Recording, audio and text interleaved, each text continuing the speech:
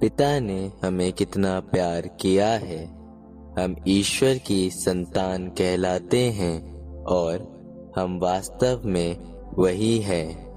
संसार हमें नहीं पहचानता क्योंकि उसने ईश्वर को नहीं पहचाना है। प्यारे भाइयों, अब हम ईश्वर की संतान हैं, किंतु ये अभी तक प्रकट नहीं हुआ है कि हम क्या बनेंगे। हम इतना ही जानते हैं कि जब ईश्वर का पुत्र प्रकट होगा तो हम उसके सदृश बन जाएंगे, क्योंकि हम उसे वैसा ही देखेंगे जैसा कि वो वास्तव में है। जो उससे ऐसी आशा करता है उसे वैसा ही शुद्ध बनना चाहिए जैसा कि वो शुद्ध है। जो पाप करता है वो ईश्वर की आज्ञा भंग करता है, क्योंकि पाप तो आज्ञा का उल्लंघन है। तुम जानते हो कि मसीह पाप हरने के लिए प्रकट हुए। उनमें कोई पाप नहीं है। जो उनमें निवास करता है वो पाप नहीं करता।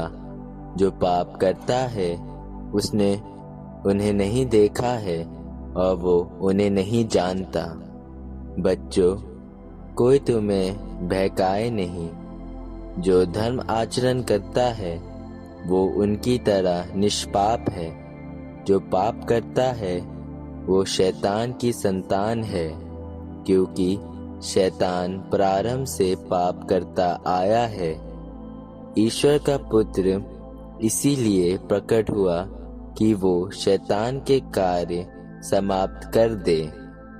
जो ईश्वर की संतान है वो पाप नहीं करता, क्योंकि ईश्वर का जीवन तत्व उसमें क्रियाशील है। वो पाप नहीं कर सकता क्योंकि वो ईश्वर से उत्पन्न हुआ है।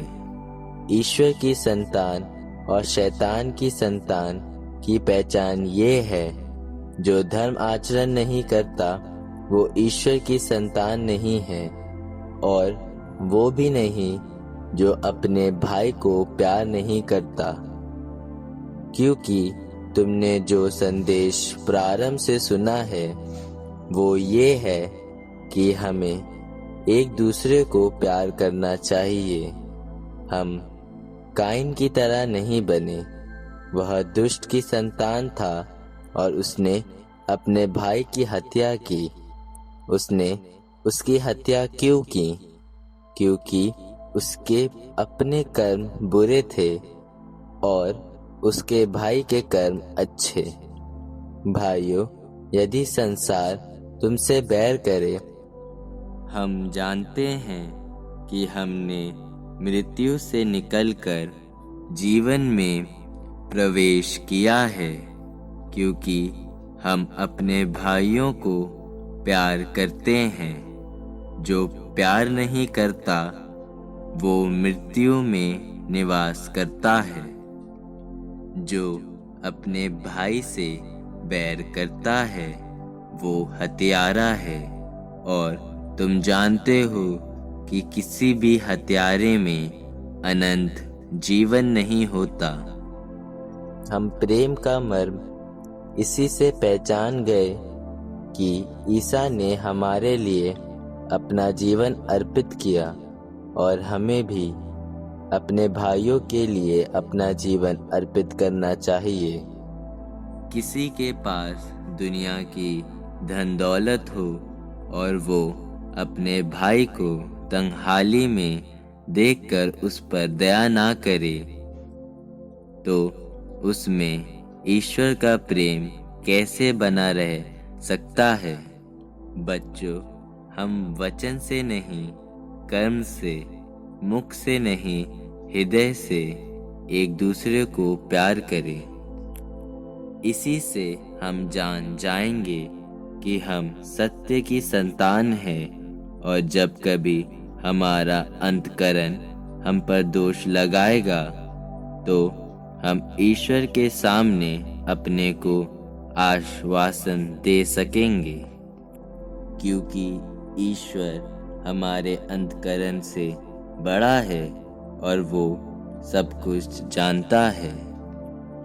प्यारे भाइयों, यदि हमारा अंतःकरण हम पर दोष नहीं लगाता है तो हम ईश्वर पर पूरा भरोसा रख सकते हैं।